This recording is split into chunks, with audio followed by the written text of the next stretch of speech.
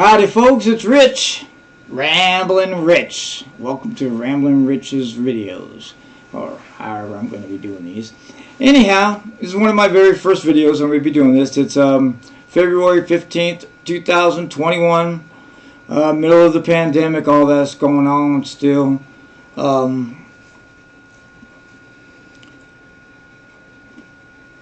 Going to be doing these videos. I've done a couple of opening videos. I don't know if you've watched those, but I'm going to post them before any of these, so might even do a couple more of other things. I'll be explaining it as I come into that stuff. But anyhow, what I wanted to focus on today was a big part of my life, and that is Trans Ams. Yeah, and how I got into Trans Ams, first Firebird that I drove, history of them, things I know that I love, things I know that I hate, clue you into my favorites, things like that. So, I don't know if y'all really do know, but my claim to fame is back in, well, I don't know, let's just start at the beginning. My first memory of seeing a Pontiac Firebird Trans Am, and you'll be able to tell if I edit these videos, if I insert Trans Ams and pictures of my cars and maybe some of my Trans Am tribe member cars up in the, over this, so you don't have to look at my ugly mode all the time. So if you see those pictures, I've edited this video, and hey, good for you, Rich. Anyway, hopefully I did that. First Trans Ams, or first things I remember talking about a Trans Am, I remember my cousin Linda Bowen and my other cousin, the Sims boys. Donnie, Michael, Wayno, Gino, anyway, I was in I was out Colorado for the summer, early 70s. The Firebird I saw, the year I seen, the very first one I seen was a yellow 1975 Firebird, or a Trans Am, shaker scoop on the top. We were in the back of my Aunt Marjorie's station wagon. Of course, back in the 70s, we could ride in the back, no seatbelts, nobody cared. And this Trans Am came up behind us, and it wasn't right behind us. I think it was in the next lane over. Anyway, my cousin Linda was like, "Oh my God, look, there's one of those Trans Ams," and we were all like, "What? Trans Am? What are you talking about?" We didn't. I wasn't even in the cars at the time. I had Hot Wheels and stuff, but that was my cars. And I'll get into my Hot Wheel addiction later, but because it all ties in with these Trans Ams. Anyway, my cousin Linda, thank you, Linda Bowen. I appreciate that. I mean, that is my first memory of the Pontiac Firebird Trans Am, is that yellow Firebird or yellow Trans Am that she pointed out. And yes, there is a difference between the Pontiac Firebird, the Pontiac Trans Am. There's also a Pontiac Formula. There's also a Firebird Esprit, but I don't know if I'll go into all that. But anyway, there's several different Firebird Pontiac Trans Ams. There's the Sprint. Anyway. I used to be a pretty big wig in the Trans Am world. But anyway, that yellow Trans Am I saw, fell in love. She was right. Those cars are badass. It looked like a race car on the street, and that's exactly what I thought. That's a race car. It's a race car on the street. So that's what ignited the flame, or the fire. The next time I seen a Trans Am, I was at Gibson's in Lamar, and there was a Hot Wheels Hotbird. It was a Hot Wheels Hotbird, one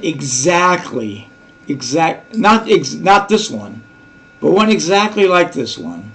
The one I bought, I paid all my cars black when I was a kid. But anyway, this is the Hot Wheels Hotbird. Those, that's the one that, the very first Trans Am Hot Wheel I bought, or my parents bought me, obviously. I begged for it. And because I was like, oh my gosh, that's one of those Trans Ams. This was the same year Smokey and the Bandit came out. So Trans Ams were really big. We saw the movie. Of course, who didn't like Smokey and Bandit back in the day, right? They made 3 of them. So check those out if you haven't. They're cheesy as hell nowadays. If you sit down, I've tried. I couldn't even make it through the video, and I'm a fan. But yeah, I enjoy it. It's cheesy, it's campy, it's all 70s. But the car is the star.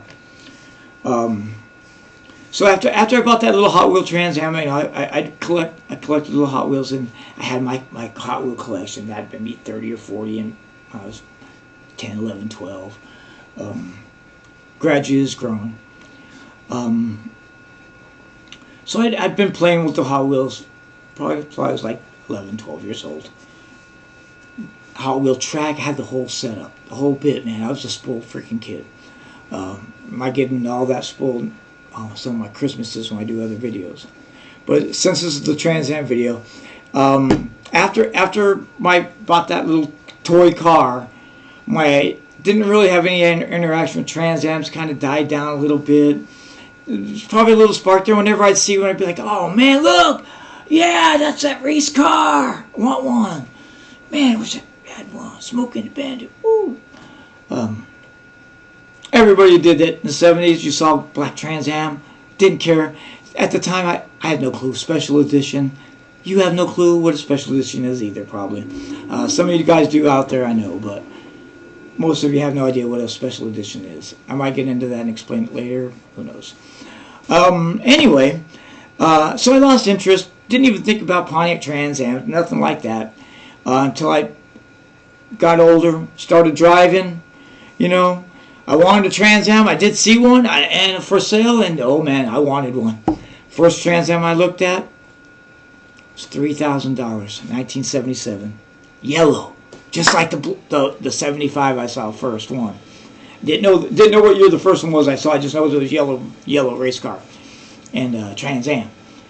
But yeah, I saw that yellow Trans Am. I had an 8-track player in console. Oh man, I wanted that car. It was $3,000. My budget was, I had $500. All right, there ain't no way I'm getting no Trans Am for $500. So what did I have to settle for? My first car I had to settle for old Camaro. I paid $700 for it. It was a 1973 Type LT Camaro, which is the fancy version of the Camaro. It's not the base model, it's the sport model, not the Z28. So it has all the gauges and the fancy packages on the inside. The luxury model, which is the LT, which was the luxury touring, and so I had all the amenities inside. It had the tachometer, all the gauges instead of idiot lights, and that kind of stuff. It just didn't have the spoilers or the spoiler on the back, the fin. But yeah, I drove that car. I loved that car, man. When I first bought it, it was blue with a white top. I don't think I have any pictures of it like that. Only ran it that way for a short time. But then I was one of the first two. I would say I was the second guy, and guys to paint my car flat black in our town. God, what was that dude's name? There was another dude that had a Camaro, street racer, pretty fast car, and he had painted his car flat black, and I loved it. Sorry, I dug his car, man. His car was fast. It was cool, flat black. It just looked menacing. So I had a little body damage on the side of my car. Tried to Bondo it out, do a little body work, and I primered it in black. And once I did that little spot on the side, I freaking couldn't stop. I went back to where I was working, Handy Hammer, and bought all the flat black primer and spray paint they had, and it was like 5-6 cans, and painted my car, whole thing. And so, flat black cars, yeah. Second dude in my town to have one. Alright, so back in the day, that was 1982. I had the flat black car. So when you see these flat black cars going after these matte black, I'm a pioneer, old school. So, I'm not sure I have any pictures of my Camaro flat black. I might be able to dig some of those up. If I do, they'll be posted here. If not, hopefully if I edit this, I'll post pictures of my Camaro. It definitely was a cool hot rod Camaro after I had that car for a few years.